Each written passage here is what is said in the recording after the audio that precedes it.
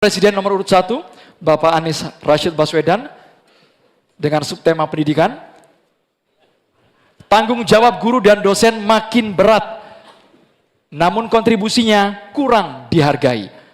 Meskipun anggaran pendidikan mencapai 20% APBN, kualitas pendidikan terhambat oleh kecilnya gaji, minimnya fasilitas, dan beban administrasi yang berlebihan. Pertanyaannya, bagaimana komitmen dan apa program yang akan dilakukan paslon untuk meningkatkan kesejahteraan serta kompetensi guru dan dosen? Waktu Bapak 2 menit dimulai saat Bapak berbicara. Terima kasih. Ketika kita berbicara tentang mencerdaskan kehidupan bangsa, maka pendidik menjadi kuncinya. Kita ingin pendidik bisa mendidik anak-anak kita.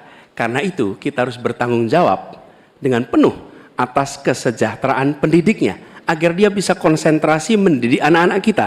Prinsip itu harus dipegang oleh seluruh penanggung jawab kebijakan di seluruh Indonesia. Kalau kita punya pegangan itu, maka terjemahannya mudah. Terjemahannya ada pertanyaan, apakah tenaga pendidikan, pendidik di tempat Anda bertanggung jawab sudah mendapatkan penghasilan yang adil, penghasilan yang setara.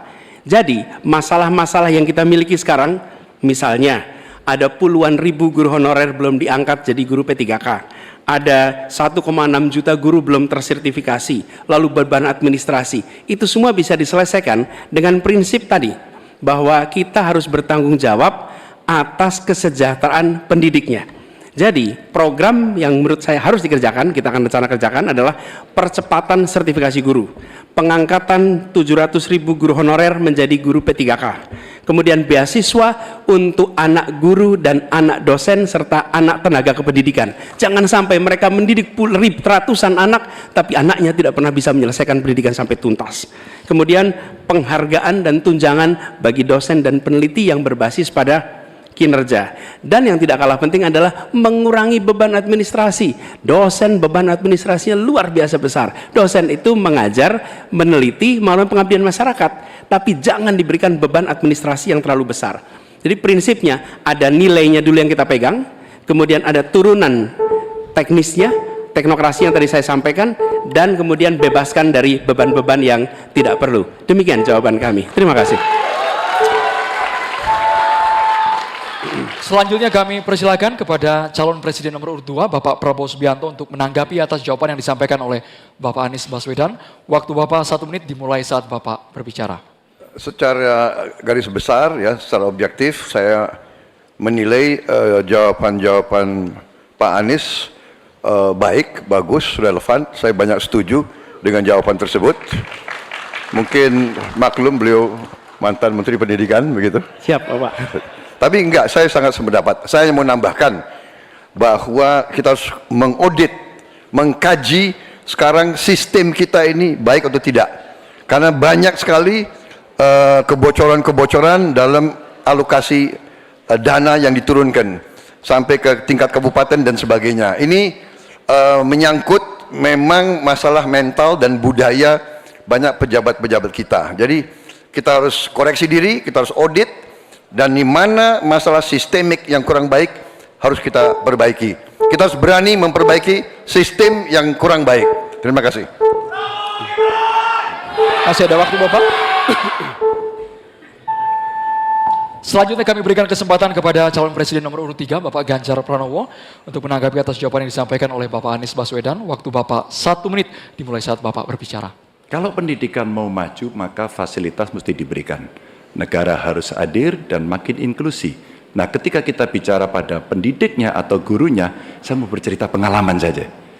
Ketika guru SMA, SMK, SLB diberikan pada provinsi, maka pada saat itu yang saya tanya pertama adalah, berapa gajimu? 300.000, Pak.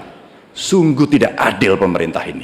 Maka pada saat itu saya sampaikan, kasih gaji sesuai UMP yang ada di Jawa Tengah, UMK yang ada di Jawa Tengah, tambah 10%. Baru kemudian kita dorong proses sertifikasi dan peningkatan kapasitas. Kami punya aplikasi namanya Bolpen. ini bimbingan teknis online dan pendampingan untuk memberikan bantuan kepada guru memanfaatkan teknologi untuk memberikan pengajaran yang bermutu. Maka ketika praktek baik ini bisa kita lakukan, maka guru akan bisa bekerja dengan baik dan dia mesti dibebaskan dari persoalan administrasi yang menjerat.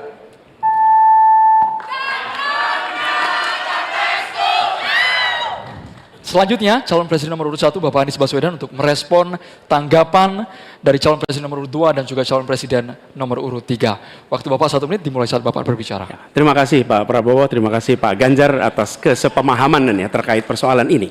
Dan memang kita harus melihat pengeluaran di bidang pendidikan jangan dipandang sebagai cost, sebagai biaya, tapi pandanglah sebagai investasi. Karena itu, negara jangan pelit kalau bicara tentang investasi di bidang pendidikan. Dan jangan pelit kalau sama guru.